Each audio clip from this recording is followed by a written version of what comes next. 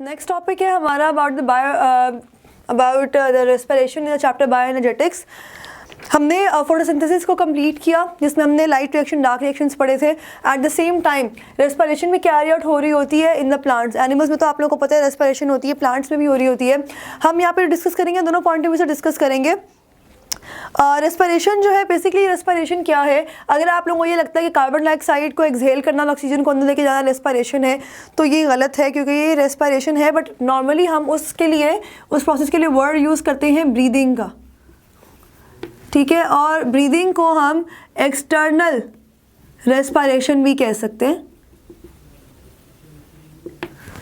उसके बाद अगर एक्सटर्नल रेस्पिरेशन यानी कि जो ऑक्सीजन आप अंदर लेके जा रहे हो, कार्बन डाइऑक्साइड बाहर निकाल रहे हो, ऑक्सीजन अंदर जाके क्या कर रही है, कार्बन डाइऑक्साइड कहाँ से आपकी बॉडी में इतनी प्रोड्यूस हो रही है कि वो बार बार बाहर आ रही है।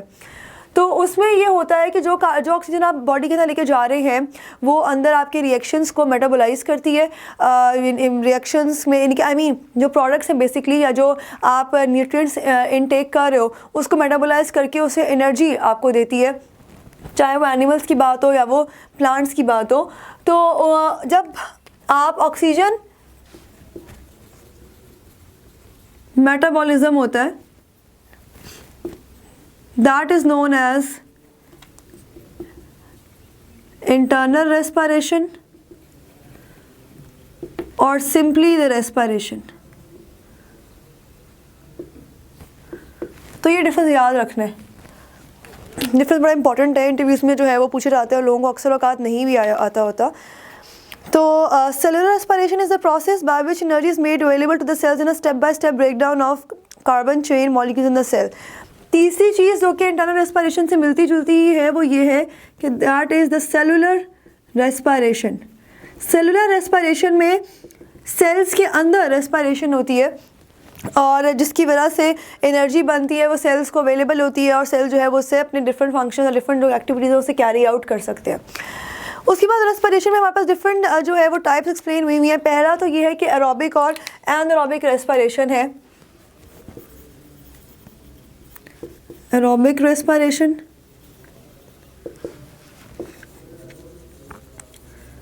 anaerobic respiration. Aerobic respiration, that is carried out with the presence of oxygen. Anaerobic respiration, in which oxygen is not needed. Simple one word explanation तो ये है। Most common fuel used by the cell to provide energy by cellular respiration is glucose. The way glucose is metabolized depends on the availability of oxygen. Glucose किस तरह से metabolise हो रहा है, अगर तो उसमें ऑक्सीजन यूज़ हो रही है एरोबिक रेस्पिरेशन, अगर ऑक्सीजन यूज़ नहीं हो रही तो एनारोबिक रेस्पिरेशन। अब ग्लूकोज ने कन्वर्ट होना है इन द पायरोबिक एसिड C6H12O6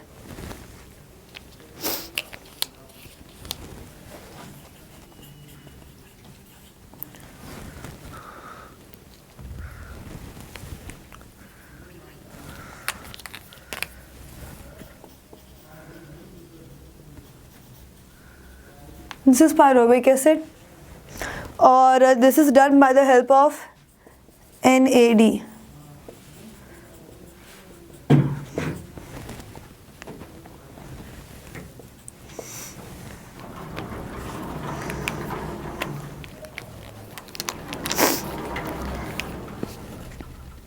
अच्छा, cell processes pyruvic acid. Cell ने, this is a glucose, cell ने पायरोबिक एसिड बनाना है बाय 3 डिफरेंट मैकेनिज्म्स। वो डिफरेंट मैकेनिज्म्स कौन कौन से हैं? First the alcoholic fermentation, number 1 is the alcoholic fermentation, second is the lactic acid fermentation and third is the aerobic respiration. Alcoholic fermentation, lactic acid fermentation और aerobic respiration, इन तीनों को अलग अलग जो है वो एक्सप्लेन किया हुआ है। एरोबिक रेस्पिरेशन को हम इन डिटेल बाद में दोबारा डिस्कस करते हैं। सबसे पहले हम एनारोबिक की बात करते हैं। एनारोबिक कौन से? एल्कोहलिक फर्मेंटेशन और लैक्टिक एसिड फर्मेंटेशन, ये दोनों जो हैं these are the anaerobic processes. ये दोनों जो है वो एनारोबिक प्रोसेसेस है। और third, the name as the name indicates it is the aerobic respiration या aerobic process in which oxygen जो है वो चाहिए होती है। तो हम बात करते हैं सबसे पहले एनारोबिक रेस्पिरेशन की।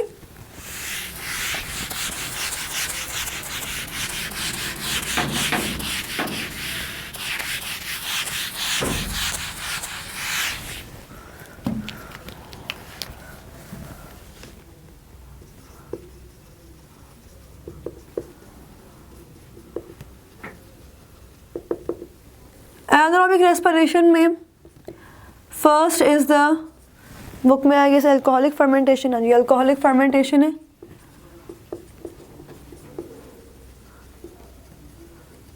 इसको डिस्कस किया हुआ है। Alcoholic fermentation in the primitive cells and some eukaryotic cells such as yeast, pyruvic acid is further broken down by alcoholic fermentation into alcohol and carbon dioxide. That means pyruvic acid के दो molecules हैं C3H4O3 alcohol में convert हो रहे हैं ethyl alcohol में, और साथ दो मॉलिक्यूल्स हैं कार्बन डाइऑक्साइड के रिलीज हो रहे हैं। ये प्रोसेस किस किस में होता है? This is carried out in the primitive cells plus some eukaryotes, उन यूकैरियोट्स में यीस्ट आ जाती है। सेकेंड हमारे पास है that is lactic acid fermentation.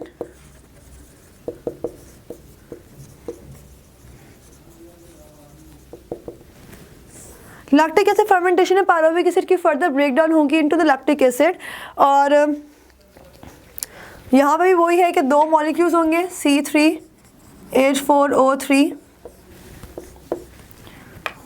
they will be converted into the lactic acid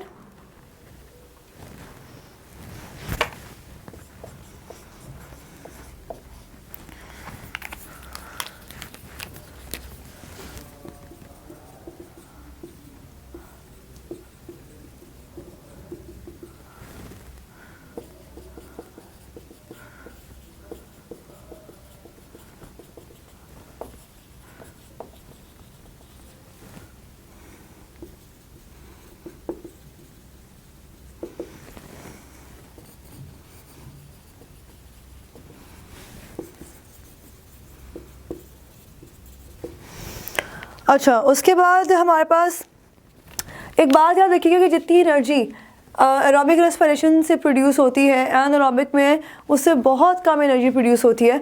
तो इसलिए ये जो है अगर आप यूकैरियोट्स की बात करते हैं अदर देन यीस्ट, तो ये रिएक्शन जो है वो टाइम इन्हीं के ऑन चॉइस होते हैं कि अगर एरोबिक रेस्पिरेशन से नीड पूरी नहीं हो रही है तो फिर एनारोबिक रेस्पिरेशन पे जो है वो आते हैं ऑर्गेनिजम्स या सेल्स।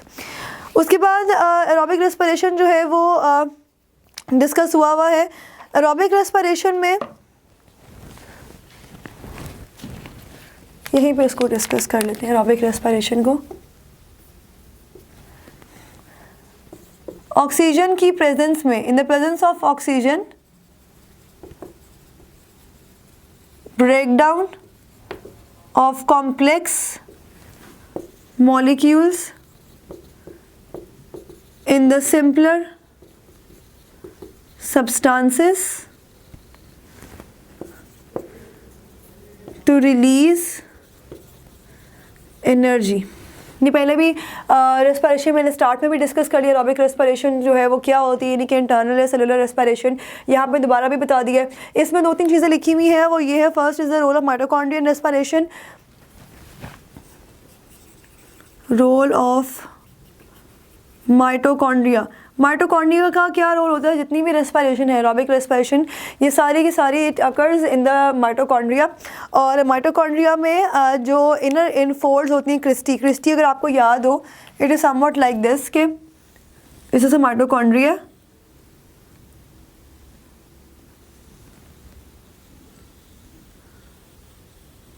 ये इनर फोल्डिंग्स जो है, ये जो इनर फोल्डिंग्स हैं इन्हें क्रिस्टी कहते हैं।